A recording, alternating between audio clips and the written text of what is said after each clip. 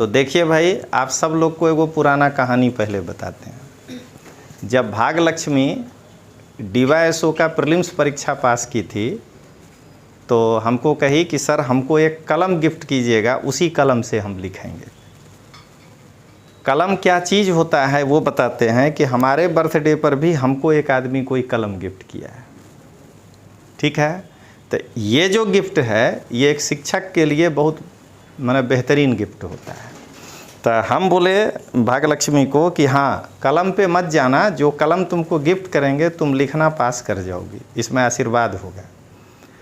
तो आप जान ही रहे हैं कि भाग्यलक्ष्मी तलाटी का भी परीक्षा पास, क्या था, ऑफिस जूनियर क्लर्क का भी परीक्षा पास की, और इसके अलावा और कौन कौन परीक्षा पास की है 2 मिनट आपको बताएगी। तो पहले हम लोग ताली बजाइए, आप लोग लीजिए, कलम आपको दे रहे हैं, इसी से लिखना है। अबरी एकदम पास हैं आप। तो अब बताइए आप। जूनियर क्लर्क की नौकरी ये रख लीजिए जी। हाँ हाँ, जूनियर क्लर्कની નોકરી મળ્યા પછી મેં પરીક્ષા આપી હતી ક્લાસ 1-2 2024ની જે લેવાની હતી 17 से यात्रा बताइए। 17 से हाँ, शुरू हाँ, करा। तो मेंस લખવાની વાત કરીએ તો એમ તો મેં અત્યાર સુધી 8 મેન્સ લખી છે અને હવે બીજી 2 મેન્સ લખીશ। 2017માં હું અહીંયા સરના ત્યાં પ્રેક્ટિસ કરવા માટે આવેલી પેપર મેન્સના। તો ત્યારબાદ પછી મેં સરને પૂછ્યું કે સર હું અહીંયા ભણવા આવી શકું? ત્યારે મને સરે કીધું કે હા આવી શકો।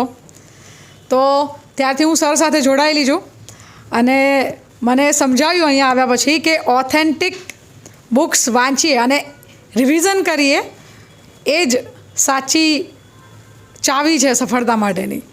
તો વચ્ચે એક બહુ મોટું હર્ડલ આવી ગયું હતું, એના બાબતે વિડીયો મેં બનાવેલો છે મારા પિતાશ્રીના અવસાનનો। ત્યારે સરે મને ખૂબ જ મોરલ સપોર્ટ આપેલો છે। જો એમને ના આપ્યો હોત તો હું કદાચ અહીંયા ના હોત। અને હકીકત જણાવું તો 2017માં જ્યારે હું સરની સાથે જોડાઈ અહીંયા ભણવા માટે આવીને, કારણ કે તમારા લોકોની પાસે તો ઓપ્શન્સ છે કે ઘણા બધા બુક્સ જાતે વાંચી લો વારંવાર, પણ મારી પાસે એવા ઓપ્શન એ વખતે નહોતા। તો મેં સરની પાસેથી ઓથેન્ટિક બુક્સ લીધી, એનું રેકોર્ડિંગ કરાવ્યું અને આજે સર જે હમણાં કહેતા હતા કોકાકોલા કલરવાળી એમની પોલિટી, તો મેં એનું હમણાં જ રિવિઝન પૂરું કર્યું, આખી બુક વાંચી લીધી, કારણ કે મારી DYSOની મેન્સ છે હમણાં જ હવે, અને ત્યારબાદ ઓક્ટોબરમાં 1-2ની મેન્સ છે। તો મુદ્દો એ છે કે હું સર સાથે જોડાઈ એના પછી મારી PT અને મેન્સ લખાતી ગઈ। હજી સુધી મારું સિલેક્શન નથી થયું, એના ઘણા બધા કારણ છે। एकाध में सिलेक्शन होने के बाद भी इनको अक्षम बता के नहीं लिया। हाँ, DYSO લીગલમાં हाँ। મારા માર્ક્સ સારા હતા અને મને સિલેક્શન મળવું જોઈતું હતું, પણ નહીં મળ્યું, કારણ કે પોલિસીઝ એવી બનાવી છે, જેમ હમણાં આપણે UPS વિશે સમજ્યા કે એમાં કેવા કેવા પ્રકારના મોટા મોટા લોચા રાખવામાં આવ્યા છે જાણી જોઈને।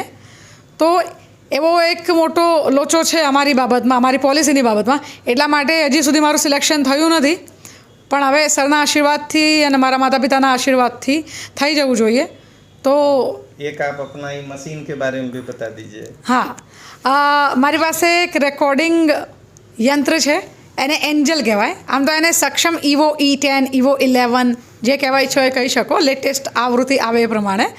તો હું હા, મતલબ મુખ્ય વસ્તુ કે હું સરના લેક્ચરમાં બેસું ભણવા અને મારું એ યંત્ર મૂકી દઉં, કારણ કે સર જે બોલે એ બધું એમાં રેકોર્ડિંગ થાય, પછી ઘરે જઈને વળી પાછું એ હું ફરીથી સાંભળું, એના નોટ્સ બનાવવું મારા અવાજમાં, કારણ કે તમે લોકો જાતે લખી લો, મારે તો લખેલું મારે વાંચવાનું કેવી રીતે, હું રેકોર્ડિંગ નોટ્સ બનાવું, એ નોટ્સ બનાવીને હું અહીંયા સુધી પહોંચી છું। અને એ બનાવ્યા નોટ્સ એટલા માટે જ હું આજે 2 મેન્સ લખી શકીશ, કારણ કે જ્યારે રિવિઝન કરવાનો વારો આવે તો મને કોણ વંચાવે? મારા પપ્પા નથી હવે, મોમને એટલું બધું વાંચતા ફાવે નહીં, અને આપણી પુસ્તકોનો જે આકાર ને બધું છે તો ખબર જ છે આપણને બધાને, કારણ કે આપણે બધા અહીંયા ક્લાસ 1-2 અને સિવિલ સર્વિસીસની પ્રિપેરેશન કરીએ છીએ।